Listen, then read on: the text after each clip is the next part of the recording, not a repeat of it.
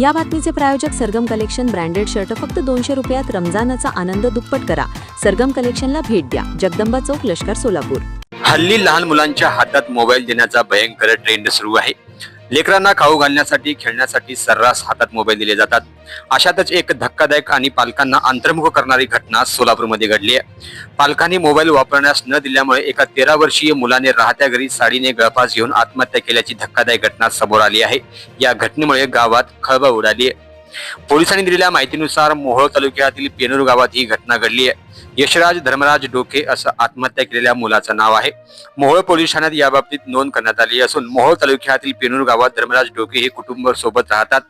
धर्मराज डोके हे शेतकरी आहे. शेती करून उपजीविका करतात.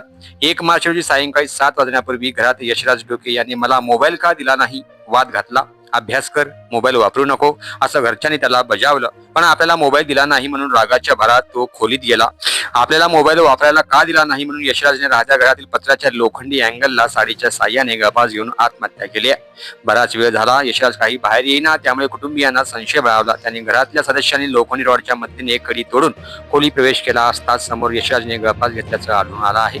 या घटनेने परिसर हादरून गेलाय.